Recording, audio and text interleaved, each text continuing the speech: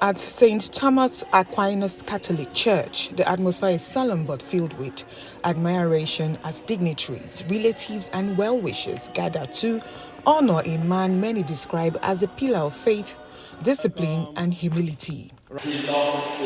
Born in 1926, Chief Raphael Ezoba grew up in Ibusa and dedicated his early years to hard work, community support, and the Catholic Church. A respected figure, he became known for his principles, integrity, and generous spirit, playing key roles in church development and community initiatives across Ibusa. He raised a close-knit family anchored on respect, unity, and service, values that shaped his children, including the former Chief of Naval Staff, Vice Admiral Dele Zoba.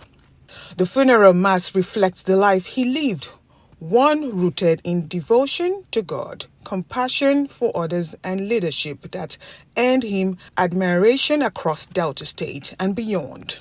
At 99, he lived a legacy that promotes unity, love, and peace.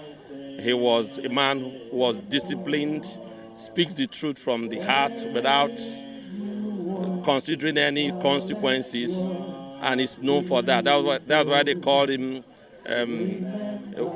Ezudo and Udone Nyendo, and that is what they call him. That's alias Udone Nyendo. So he's a man who speaks very well, and he was able to pass the same legacy to his children. He describes the deceased as a devout Catholic, a strong family man, and a pillar of church growth. From his children came emotional tributes celebrating a father whose wisdom, discipline, and kindness shaped generations. Mixed emotions. One, he lived a very wonderful and fulfilling life. To die at age 99, 6 months is more or less a centurion. Again, but because when you part with loved ones, there's always a sense of emotion and sense of loss. So on that aspect, you feel, saddened, but in all things, we give God all the glory, because in all things we must give thanks. So we have no reason but to celebrate his life, fulfilled life. A strong man, a man of integrity, a man of intelligence, a honest man, a man that loves his family and children, a man who remembers others no matter the situation. And I'm asking him that strong will he had while he was alive, he should also hold it as he's there. Continue to fight for his children, his grandchildren and great-grandchildren. And I tell him that whatever legacy he has built in us will never be lost. We will continue to carry on from where he stops. My grandfather he's a legend. I remember all the time we play around, he would carry me on his shoulders. The one thing I'm going to miss is me and him eating together, and he gives me meat. He's been my dad from the young-go. He's an amazing icon, and he's brought up a very big, amazing family. He taught how to all of us to be together, be one, be united, and especially love one another. Grandpa, I'll miss you, and your legacy continues.